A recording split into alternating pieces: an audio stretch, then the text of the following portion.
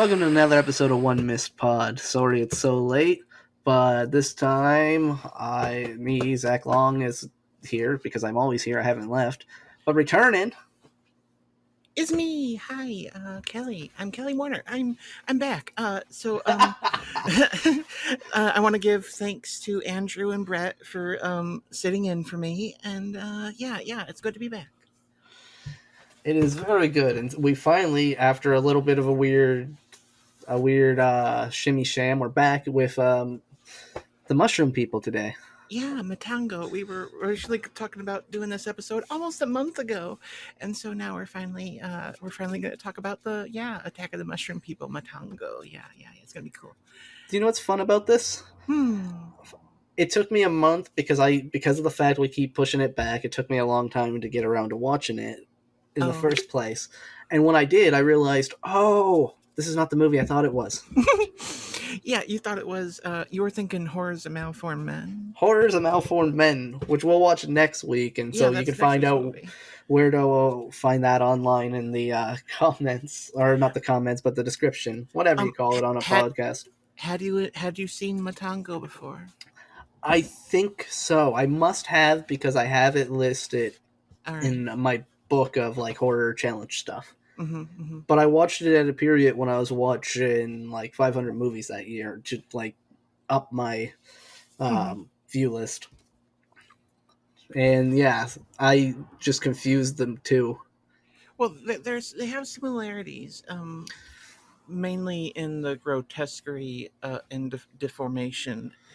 Also, they're both about, like, in Mutango and Today's, which we'll get to more in a couple minutes, but it's about like a shipwreck, and then people are on an island and scary things happen. And in Horrors of Malformed Man, somebody goes out into like the countryside, into where there's very little people, and so it both has those like isolation feeling. Right? Yeah. Okay. But we still got streaming and a couple more things to cover first. So what's new with you? What you been up to? Oh my god, so much. Not that I haven't been talking to you the whole time I've been away, but you know. I've been reading books, and I'm falling in love and changing out of a job I hate into a job that I'm actually looking forward to. I'm gonna work. I'm gonna work in a chicken barn. Yeah. I'm gonna be a guy in a chicken barn, working in the chicken barn, and then writing nonstop on the side. But like now, I'm writing a bunch of stuff. Like I'm writing short stories and a novel, and like just a bunch of shit. That's going to be very odd. There's a lot of experimentation that's going to be happening in it. Like I got one that's like postmodern. It's like, it might even be postmodern. It's just weird. It's like, where do you even put this anymore? Well, that's cool though, and I'm interested to read them when they're done. And I'm glad that you're getting out of that job, because I know it was really it was not good for you after a while. It wasn't good for me for a while to begin with. Let's be real. That's true. Yeah. It set me on a path, and then that path came to pass, and it was like, oh shit, how'd I get here? Oh yeah, by taking step after step, all just along the line, just keep going. Yeah. I walked myself into that one. Yay for exploitative workplaces.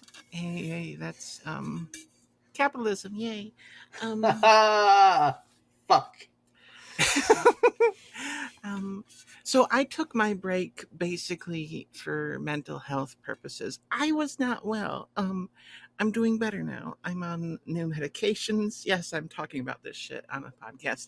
And I feel better. I feel better. It's not perfect, but it's better. And I feel okay now. And that's good, because I really wasn't before. And so I hope that things like my writing will begin to improve and get to become more of a normal thing as in the future too. But yeah. I mean, I think we would have actually had this podcast out a little earlier if if I as well hadn't been having a bit of a down. Yeah. Let's be real. This is a difficult year for mental health for a lot of us, I think. And for me in particular, it's been a really bad summer.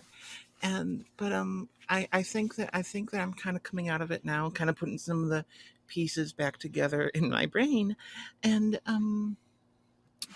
the year's still going to be hard going forward, but it'll hopefully be better now. So Well, the yay for good part mental is health. soon too. It'll be in 2021.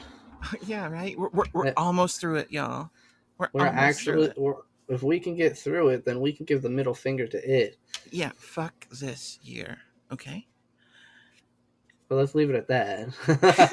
And let's moving. not look forward too much. Yeah, right. No, just fuck this year, Just and get out of that and one. we'll deal with whatever may come with fists at the ready. Whatever. Um. So uh, as far as new streaming titles or Blu-ray releases, new streaming title. The only thing I got to share with you is that the original three Ring films from Japan are now streaming on Shudder. That's Ring, Ring 2, and Ring Zero Birthday. now, I'm not Kelly, calling them Ringu, but I'm calling them Ring because that's how I do. Yes. Kelly, do you have the Ring box set? From Arrow, yes. And I'm looking at it right this second. Mm. And they're now streaming? Yeah, those movies are now streaming on Shudder, though they won't be forever. Shudder You thinking what oftentimes. I'm thinking, though? No, I don't. I don't think I am. Oh, What are you thinking? I'm thinking about a giraffe with a very tiny hat. Also, I'm thinking that we should probably dig out those box sets and do a series soon. Okay, yeah, all right. Okay, see, I wasn't thinking of the giraffe. But the other thing, I was close to something I was thinking, and I agree, that's a good idea. So sometime after Horrors of Malformed Men, we'll be getting to Sadako and all her stuff. Indeed. Now you're thinking about the draft, though. But yes, I mean, I got Inception. So, I do like those films, though. That'll be a lot of fun, and I haven't Yeah. seen one of them, but I know that I know there's a commentary on there I want to listen to. Yeah. I don't think they have the original Ring 2, which was Raisin.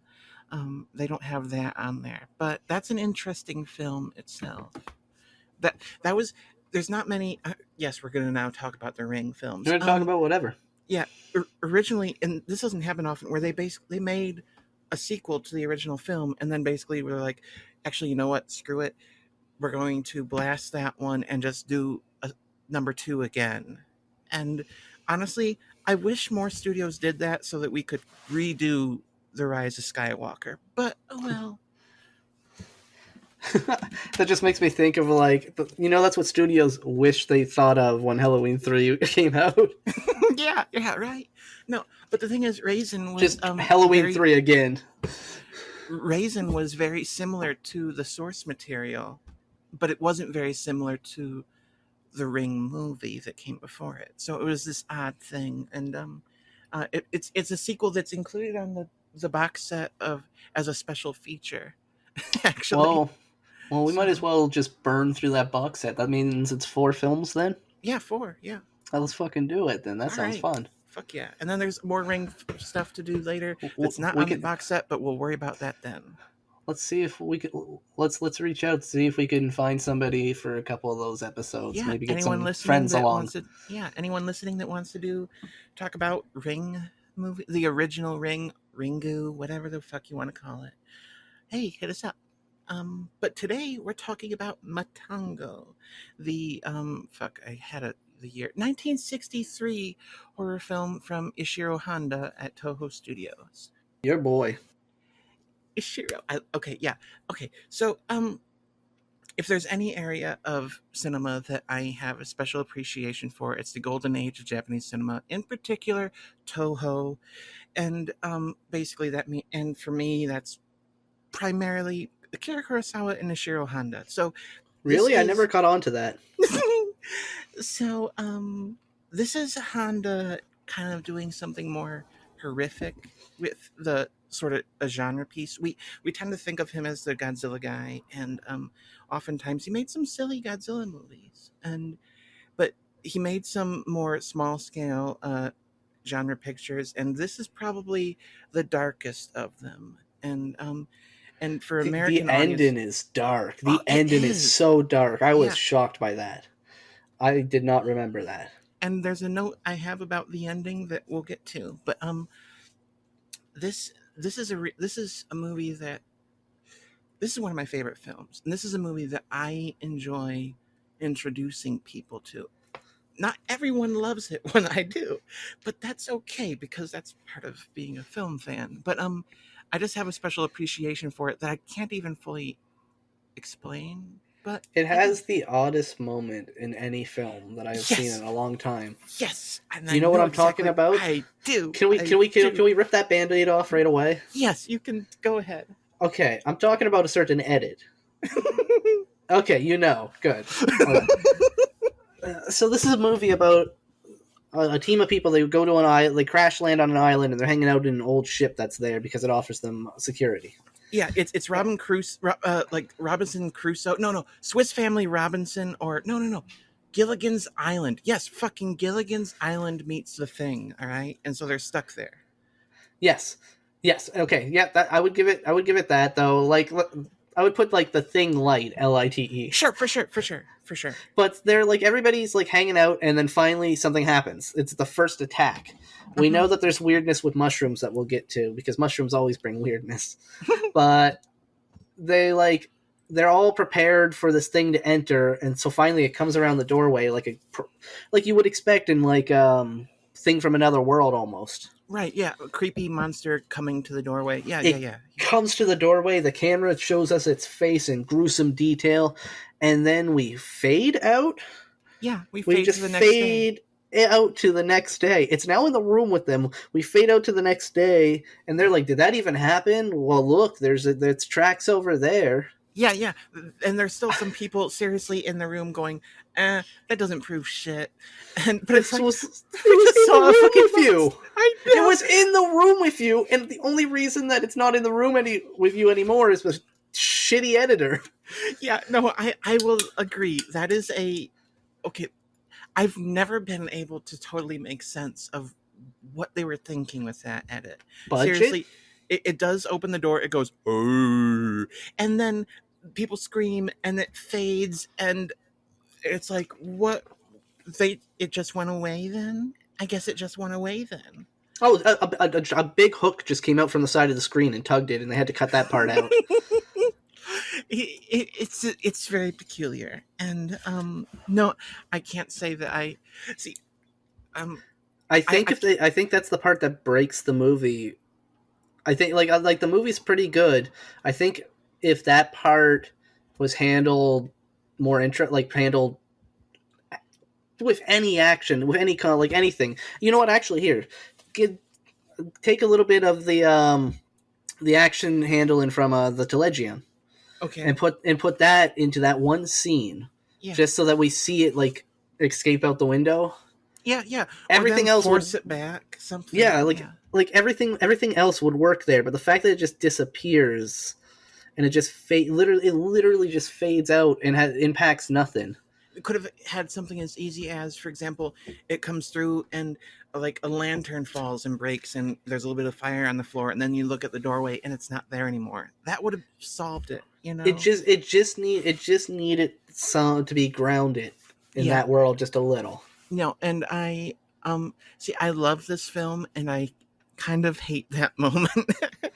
It is a missed opportunity though because it it looks is. really good. It does. No, The the build up to monsters it's do great look too. good. Yeah, no, it's a good scene without an ending, and yeah. But But yeah, once you get past that though, I think that like everything else in this movie is really fun. yeah, and as I was trying to think of TV shows compared to Gilligan's Island is the best example because you got the ensemble cast here. You got the professor, you got the singer, song, star. You got Hmm. the skipper, the sailor, the writer, the rich man, and the student. And so it's sort of it's a very similar cast of characters, Don't and forget the promiscuous girl who. What was she? She wasn't a student. Why was she there? She alters the plot highly. the girlfriend of the professor. Is that who it is? His girlfriend? Yeah, And that's the she, but student. she like Yeah, she's the no no no student. no no no. The students, there's two girls there, right? Yeah, two girls, the singer and the student. The singer's the girl. Okay, yes. I didn't realize she was a singer. I missed that part. Oh yeah, Okay, yeah. She I remember at the think beginning where she's like la la la la la la la la la la. nope, I don't, but that's okay. Oh, actually, can we talk about a very? I had a very. I wanted to talk about there's a flashback in the middle of it Oh yeah, yeah, yeah. where we get to a character. We get to the three of the characters who are at. I guess must be her show. Yeah, that's what I thought it I was. okay. Yeah, I didn't realize that part because I didn't realize that she was the singer, but that makes more sense now. yeah, But yeah. they're at her show and they're talking about how everything, like the guy's right in there, and it talks about how plagiarism Mm-hmm. is just what happens, and like it's plagiarized, like it's taken elements from everything Mm-hmm. and that and just throwing them in, and it's doing it itself, and it's just calling itself out for it, and like because there's no other reason to have this flashback scene. They give a piece of jewelry in it, but that's like it. One of the And things that I found amusing also about the writer, the plagiarist writer, who is viewed very unsympathetically, is how much he dresses like the director Ishiro Honda. I well, he always thought that, probably is him. in a way, and I feel like that's some sort of self critique. I don't know, just the hat made me think, oh, that's Ishiro, but yeah, yeah, and so they that flashback establishes how this group of friends, some of whom it's like, how do these people know each other? But whatever. They all agree to go sailing on Yoshio Sochia's brand new yacht, and They wouldn't then have done that if they ever watched Triangle. and they get hit by a storm, and they find themselves getting to an island, but the island looks like it's got a bunch of shipwrecks all around it, and even there's no wildlife on the island. And the birds appear to avoid it, as there's this great moment of them like hunting a bird, and this bird Oh, I flies like that towards the moment. coast, and Yeah, then it turns back like it knows this island is bad news. that's a great scene. Yeah, and but they find a abandoned old wooden ship that's been beached there, and it apparently was home to some scientists that were studying the local mushrooms, Matango, and there's also all this weird shit like a sea turtle without eyes on the ship, and there's this hint of course, radiation and all that sort of stuff. But and so they begin to starve, even though there's some food there, but there's not enough for very long. They Well, people like immediately start to it devolves into a bit. You see, so when you say um, Gilligan's Island, mm, there's a very positive sort of like right, friendly. This right, actually is like Gilligan's Island, and then mixed with Lord of the Flies. yeah, no, they Like turn on each other they right turn on quick. each other quickly, but even before that, like before they are starving, as you mentioned, like there's actually people who are already stealing more than what they are supposed to have, Yeah, and so it's already devolved from the start because of human greed.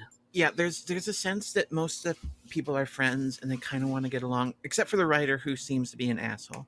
Um, but there's also two hired people on the ship: the skipper, played by Hiroshi Koizumi, and also the his first mate, Kenji Sahara. Which one of And them was shirtless? um, Like his character just never. As soon as they got to the island, just goodbye shirt. I think that was Kenji Sahara. He often wore sunglasses in the movie and was kind of oily, sweaty, always scratching himself, and I think he was Yes. missing teeth and He everything. do you know who he reminded me of actually? Hmm. Like he reminded me if the thief murderer from Rashomon. Rashomon. Thank you, from Rashomon. He Yeah. reminded me of if like the guy from Rashomon was in the modern day stuck on an island. Yeah. No, I really think that there he. I mean, he's a reprehensible character, but I really do think that he has some Toshiro Mifune qualities in the way that he Right? uses his whole body in the performance. Yeah. And but he's like, for example, one of the first people that basically is like, I'm taking care of myself. I'm eating this shit. And then Yep. the skipper Hiroshi Koizumi, who was like, now the owner wants to listen to what he has to say, and he's like, "You didn't care when we were on the ship, and what now you do?" So that starts some division right there with like the the sense of classism and but yeah, then they start turning on each other and mainly for food, but then Well, eventually the also for women. yeah, because it starts with the singer, because she goes in and she starts like making out with somebody, and then other Hmm. people come in and pull her out because they were told, like, apparently they had already been said like no, they had set rules around the women, which I didn't catch that originally, but it was like, what the hell.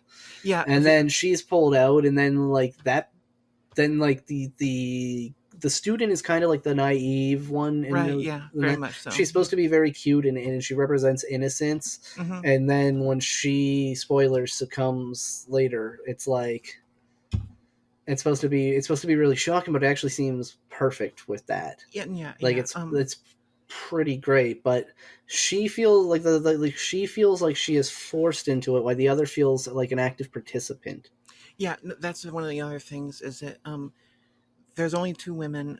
One that's the student played by Miki Yashiro, and then the singer played by Kumi Mizuno. And the Kumi Mizuno character is, like most Kumi Mizuno characters, very much about sex appeal. And What was she in?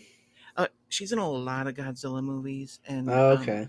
but yeah, she's gorgeous. And there's she's with the owner of the yacht, but then you see her off with other guys later on, and she kind of comes back to the student at one point, the student girl, and says like, everybody wants me. And so it's like she's enjoying this new role of seeing the men kind of lose themselves to lust and frustration and stuff, and I found that interesting too. Also, speaking on sexes and sex, the mushrooms, which when you eat, basically you are what you eat in this movie. You become a mushroom person. The men, when they eat the mushrooms, they become grotesque with nasty stuff all over their face. The women, when they eat the mushrooms, somehow become more beautiful, and they have now makeup all over their faces and everything. And I thought that was an interesting touch. Hmm. That is interesting. I like that we actually see them wander into hallways, or not. They're hallways because they're a set, really, but Yeah. they wander into just like thickets of mushrooms. Hmm. Like it is Yeah. It's like the just, mushroom heart of the island. there's mushrooms to the left and to the right and up above you and in front of you and all around you. It's just like it's they're so fake looking. Yeah. Like you can see when they get to the real ones, and but that this is not a No, no, criticism. no. I hear It you. is delightful. Like it's very. We talked with Chris Vanderkay, about Quiet and Right. while we were Realism doing in that, movies. Yeah. And realism in yeah, we were Japanese. looking at the set dressing for the Snow Woman, Yeah. Right. where Yeah. it's like painted eyes and everything, and Yeah. this feels kind of like that, where it's so over the top, and Yeah. you A can see fantasy this. reality. Yeah. Yeah, and it's really great. Like it feels very fun and campy, and then people start like, nobody ever really turns into a mushroom the way you are expecting to see Yeah. based on the cover. We don't see the full transformation. We see mushroom people that are like leftovers on the island that are full mushroom, but we don't see any of our cast members turn into one. We see them become deformed, but that's another thing. And so like we're just we're just watching this group like devolve into madness, and it's just like, Yeah. do you think in any way this was like he just went out with his friends one night and they're like, you got to try these, and he ate a handful of mushrooms and it was just like, those are bad those are bad, you don't eat those. What would happen if somebody ate those, and but now you got a script? um. Well, that'd be really cool, but it's not what happened. But Do this you is know what actually happened? this is actually based on a short story by a Westerner. written by William H. Hodgson. The short story was "The Voice in the Night," which I believe is what do you fucking say? What's the word for primary domain? No, Public domain. public. This is actually based on the short story "The Voice in the Night" by William H. Hodgson, which I believe is public domain, and was actually even before Matango adapted into a TV episode of the American show Suspicion in 1958. So it's an older story. The Honda adaptation adds a lot of characters to the story, and Honda was inspired by a recent news story about a group of rich kids who uh, got took a yacht too far and needed to be rescued. Earlier drafts of the script had more comparisons paralleling that real life occurrence, but so yeah, it was originally a Western story, and I've read it. It was on the DVD that was released as a special feature. It was strange to read it on the TV screen, but yeah, it's not a very long story, and it's pretty similar-ish to what we see. But uh, originally, Honda envisioned something of a darker vision for the movie. I remember seeing concept art that was pretty um, scary and weird. That I don't think I they couldn't either. find it. Yeah, I couldn't either. I looked for it and I found the website, but the pictures were all broken now. So but yeah, originally he had a darker vision, but at the same time, uh, it's still pretty dark, really. And Well, let's talk about the ending. okay, um, We get so Buddy, the the Akira the Akira the Kubo, ship. the The professor. that is it. The professor that does it. I'm sorry, He's the he's the good one that guy. survives. Yeah, he's the good guy then. Okay. Yeah. So the professor tries to rescue the girl, the student. She's gone. Everybody else is gone, and so he ends up escaping alone. Mm-hmm. And having escaped alone, we come back to where the story has all been being told from this man looking out his window at the city of Tokyo. With scientists and stuff listening to him. Yeah. And doctors and things, yeah. Right. Yeah. Scientists and doctors and medical professionals of this sort and that. Mm-hmm. And they're all listening to him, and he turns around and he's like, even though I got out, blah, look, my face, it's still fucked up. Yeah, and he kind of says something about maybe I'm the one that died and they're still alive, something like that. And it's this sort of thing where it's like maybe it was better to live as a mushroom person than here. And then he kind of looks out at Japan and like, this is the same. And it's like, okay. Dark. Yeah. Originally, they actually filmed that with two different ways. One with him having the makeup on his face that shows that he's grotesque too, and another one where he turns around and he doesn't have it. So they had that in mind. But I'm glad they went with the darker ending because it It's the works right better. one. It is. It's like after the tease of with the other monster, you have to give us that. Right. Yeah. That other monster just disappeared. They just control deleted it. One of the things I just love about it is the ambiguous nature. The ending is very ambiguous because it's like, oh, did he actually eat stuff? And oh, what is he really trying to say? And does he wish he had never left? And all that sort of stuff. But also, Maybe his job is to go there and infect the rest of the world. Maybe I he was the one that was sent out. I also love the way the skipper played by Koizumi, how he basically disappears without a word, and we later on find out that he had stolen the ship they arrived on and couldn't get out of the fog, couldn't get out, and basically he basically died trying to make a break for it by swimming, but he left behind a note saying about how everyone else was dead and he was the last survivor. And it's like I love that because it's like, so you can imagine how other characters would have found that and thought, oh, that's the real story, that's sad, but no, it's a total lie. And I just love that because it's so ambiguous. You don't really know what happened to Koizumi's character, the skipper, um and the character just disappears Just from the movie. disappears. it's so eerie, and I really love that. Um, That is a lot of fun. yeah, the movie was originally nearly banned in Japan due to scenes that depicted the the the nastiness growing on their faces from the mushrooms because the censors thought it resembled victims of the atomic bombs in Hiroshima and Nagasaki. And in Japan, that stuff is very was I don't know about is, but was very sensitive.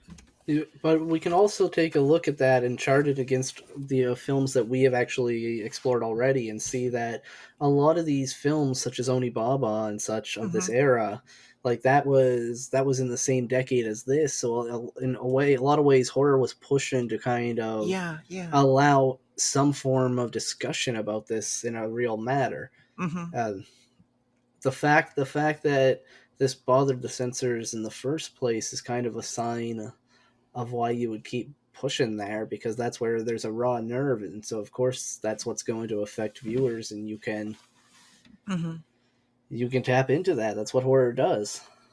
It finds where you hurt the most, Yeah, and it pushes on that a little bit and and forces you to face some stuff.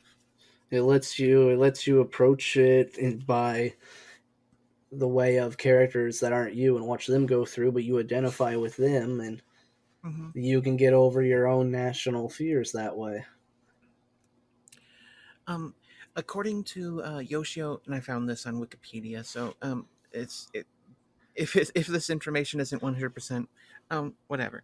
According to Yoshio Tsuchiya, who played the owner in the film of the yacht, the director Honda took the project very seriously and told the actors that this was a serious drama picture. So please keep that in mind and work accordingly. Hey, you know what? I'll believe that because Green Slime was a Vietnam flick. But no, I do though think that some of that comes through in the movie.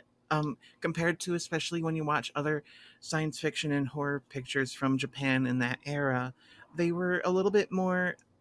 They were less ambiguous. They were a little bit more fun and colorful. And this was very dreary and eerie. And yeah, I think That that was a it is serious. I don't know if it's a drama picture, but it is serious.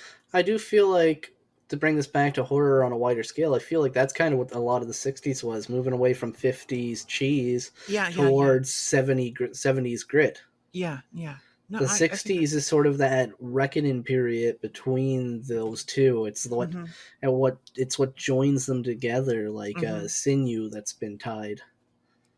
Oh, and you mentioned the mushrooms looking fake earlier, and Oh, no, totally fake, except oh for the yeah, real ones. yeah, yeah, no, they are, and but there's a lot of people eating them, and I think I remember hearing on the the commentary track where Akira Kubo, the leading man, is recalling it and basically saying that, yeah, those were really good actually.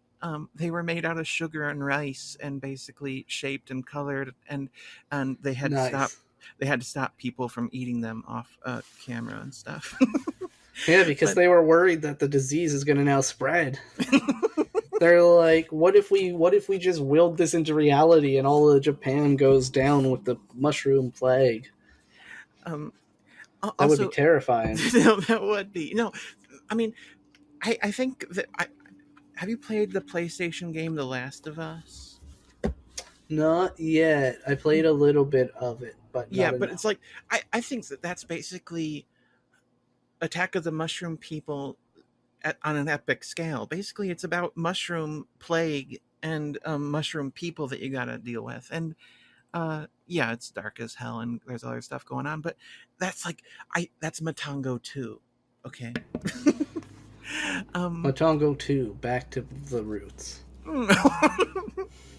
um so this was made in 1963 and it was for Honda, made between the very comedic King Kong versus Godzilla and the I've seen very, that one. yeah, it's a good one, it's fun. That's the one where they give little kids cigarettes. Yes, it I love is. that scene. That scene makes me laugh every time. Force a little kid to smoke. I love it. They satisfy. And also then Matango, and then Atragon, which was a Don't science know that fiction. one. that was like a science fiction epic about the like a lost civilization under the sea that's now wants revenge against the land people, you know. But either way, though, both of those are very colorful So it's about films. dolphins. You know the dolphins are coming for us any Yeah, day. and we deserve it. Let's be honest. We do a little bit, but like Um, I kind of live on. Listen, I'm not technically on an island, but my where I live is as close to being an island as possible without being an island. So like I'm sorry, dolphins. yeah, yeah. I will Well, protect you. I'm on your side, okay? um, so it was made in between those, and it's sort of this dark movie in between. And Japanese critics didn't like it, and Matango was the first of Ishiro Honda's science fiction pictures not to get a theatrical release when it came to the United States, where it was eventually put on Oh, TV in a shortened version entitled Attack of the Mushroom People. In the UK, which is a great title, though. it It's a is, it great is, title. it is. In the UK, it was called Fungus of Terror.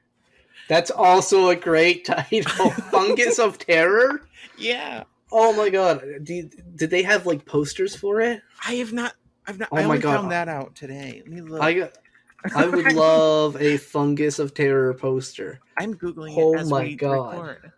Put that up with my them poster and my schoolgirls in chains. I'm not finding much, but either way, though, Ah, that sounds great, and I'm going to that's look into that it is more later. great. Yeah. So yeah. But since then, it started to find its viewership, kind of like a lot of horror films that were dismissed when they were first came out, and hey, I'm one of its That's biggest well, fans right now. But that yeah, happens because there's such a community. yeah, yeah, Horror takes care of its own. yeah, and this is I really like this movie. I love this movie. I don't know that everyone's going to love this movie, but at the same time, I'm It's always pretty happy good. to. No, yeah, I'm always happy for more people to check it out because it kind of deserves that. And it's also, if you like the Godzilla movies, like I do, um, it's really fun to see a lot of the very familiar faces um, doing something a lot darker and meaner and kind of like it's like no get along, but no, they never get along, and so it's kind of it's a fun movie to watch as a fan too. As somebody who knows much less than you do in this area, you are very well versed here, and to me, mine comes later because like I've been. Oh, we forgot to talk about Sono, but Oh yeah, yeah, right. Yeah, you're gonna talk. You've been on a Sono kick. I have been But on a Sono kick. That's where I'm at in that now. But like I know I've been really into that period yeah, on yeah, that, and so I don't know as much in this one. And yeah, this is so I don't have any history with these actors to be like, oh fuck, yeah, get along, like hang out, like you were saying. Like I would expect, like if I had seen the movies they're in and recognized them, I can understand that. For me, right, it's like, okay, this is a pretty good flick, and it's got this weird edit, but it's got a real dark ending, and it has some trippy imagery, but it also kind of crawls a bit, but it always has just enough of like a there's like built-in clock to everything because they're running out of food, but it's doesn't they don't have a great way of keeping you up on that. mm, They kind of just have to tell you, and you're like, oh, we're here now, okay. But like narratively, it keeps pushing it forward, and so like it definitely it's not a bad movie by any standard. I don't think it's great, but I think it's pretty damn good for a 60s like monster movie. But it's not really a monster movie. It's a 60s horror movie. The monsters the fact that there's a monster in it at all when we first meet them in the cabin, like if that was just not even there and we just had them like wander off the way they do the rest of the stuff, mm-hmm, like I think that would also be stronger too. The inclusion of like the big monster money shot actually isn't necessary. It might be I might like it even more if it didn't have it. And we just see them go crazy and build up the rest of the way like it does. um, uh, But after that, I mean, like if that part doesn't lose you and you're still like, okay, well, let's see what happens, then I think it's a pretty damn good movie. Yeah, no, I really, I kind of adore the movie, to be perfectly honest. Maybe that's clear by now, but no, I do, It's like and Battle Heater. well, that one, that one's just such a trip, you know. This one I think means a little bit more to me than that, but yeah, Okay. yeah, I mean, it's a Honda movie, you know, so actually, also, you mentioned the big old mushroom person that they find later on in the movie. That's Haru Nakajima, Godzilla himself, as one of the big Oh, old Matango. So I yeah, that's didn't kind know of, that. That's yeah, that's, cool. yeah. So, but yeah, it's this movie is currently streaming in dubbed form, a lot of places, including Prime and Tubi. And though the dub is not the preferred way to watch it, hey, it's a way to watch it, and I think that I recommend you do. It's also on Daily Motion and the sub. Oh, okay, cool. All right then.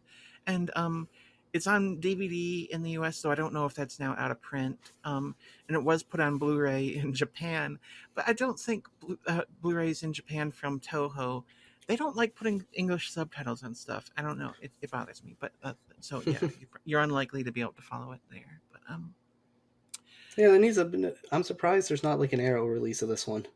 I would like that someday soon, maybe Arrow or someone. You know, I mean, why not? Criterion. Hey, Criterion, do I mean, Attack of the Mushroom It's People. Honda. It's Just Honda. a Honda book set. Yeah, right. I really hope that somebody starts releasing some of the Honda films that haven't made it here. He made so many dramas that never got U.S. releases, at least not on DVD or Blu-ray, and it's like a different part of his filmography that we're basically blind to in the West. But And I've been blind to most of it anyway. yeah, but Sorry, folks. and Matango kind of feels like a part of that too, where you know it's a horror film, and he's known for giant monsters wrecking things and stuff. But yeah, um, There are no giant monsters wrecking things. That is definitely not present in this film. no. So yeah, don't. There's not a lot of wrecking. No, There's a shipwreck. right. So there is a wreck, but there's not a lot of wrecking. Yeah. Um, do we have much else to say about this one? I feel like we I'm covered a lot. gonna pretend that the reason they crashed there is because Godzilla is Yeah, like no, right. lives Yeah. around that island. Yeah. Okay. Yeah, and that's why it's a radioactive island because he slept there one night. Yeah. I don't know. Why not? Right? Headcanon. We got a little space to fill, so Yeah. I'm gonna try to catch you up on what I've watched as far as Sono real quick. Okay. Yeah. Sion Sono. What you been watching?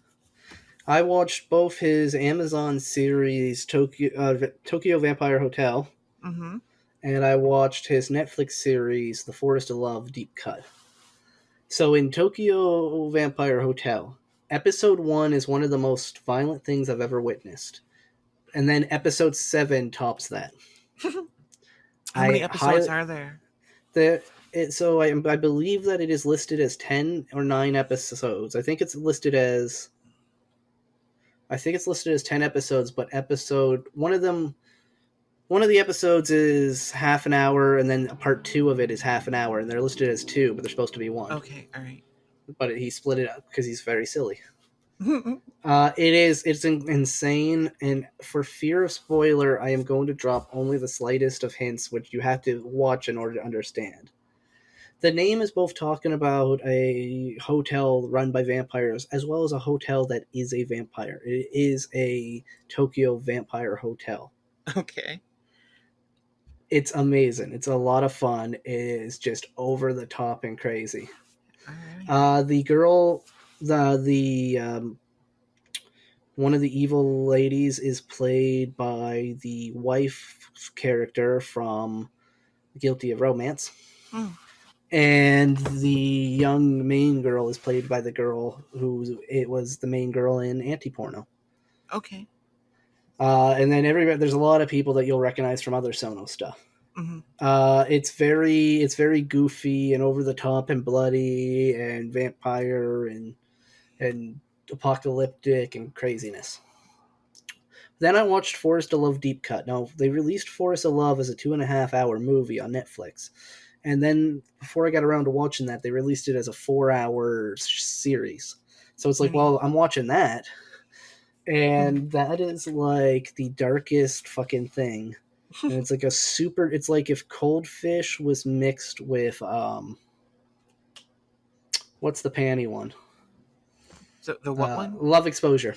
Oh, okay. If Cold Fish was mixed with Love Exposure, was mixed with like, God, it's really weird. So it's about a guy that comes to Tokyo and gets would you like to play in hell, or should we play in hell, or whatever. Great movie. It's like those three combined. Like there's a movie crew who gets with a guy who they think they're making a movie about how he's a serial killer, and he's like the cultist sort of. He's like very much like the guy from Cold Fish in a lot of ways. Okay. And so the crew gets deeper and deeper until they're involved. Like the movie crew gets involved until it's like so over the top and insane and crazy, filled with twists and turns, and it just is bloody and violent and sexual and scary, and it's such a trip. It's one of the best things Sono has done. Okay, I'm gonna definitely have to check that out. It is dark. Okay. All right. That would be that might, I don't know how much we could do about that one on here. It would fit on here ultimately, I think, but I don't even know. But you gotta definitely check it out, girl. All right. Yeah. It is definitely good. Will. Definitely. I'll check them. And I recommend that to anybody with Netflix and a stomach made of steel. And Tokyo Vampire Hotel is on Prime. That's on Amazon Prime, yes. Yeah. Okay. That one's over the top, but in a way where it's easier to kind of chill with because it's so fantasy. Okay, yeah. And like episode 1, it's like, oh my god, but it gets so violent that it becomes black comedy. And same with like episode 7 is so over the top violence that it becomes comedy in a way, and it's just it's a very interesting, like, I want that man to do more long things. I need to watch Noriko's Dinner Plans. Noriko's Dinner Table. I need to watch that because that's just him being long and like fucking around, essentially being Sono. Yeah, kinda. Yeah. And like if I feel like if I gel to what he's doing at this point, I feel like I'll probably gel to that pretty well. Probably, yeah. Seems like my thing. But no, I mean, it is all over the map. Both of those, they're so crazy and weird, and they're so different from each other too. Yeah. That's one of the things I love about Sono is that you can tell, oh, this is a Sono picture, but they can be so different. They're just all over the map. I love that guy. And we got to do some of his horror movies on here soon. Oh, for sure. But next week we're doing Horrors of Malformed Men, and that's also made by, dude that did Orgies of Edo and Inferno of Torture. And that's Ishii, right? Ishii. And so Ishii's going to definitely be coming back for some more episodes. But after that, we should start eyeing people on that Ring. Yeah, we're going to do the Ring stuff. But also we've had talks with other people about having guest spots in some of the movies that they'd like to talk about. So we don't really know what's coming after Horrors of Malformed Men. But yeah, next week, Horrors of Malformed Men. Oh, I should check and see real quick what that's on so we can tell people. You can edit out me saying that. Shimmity sham with the shimmity sham. Okay, so it doesn't look like it's streaming anywhere, but it looks like you can rent it for $2. Yeah. All right, so let them know. Currently it's free. I'm not sure what I'm seeing here. No. Where's it on?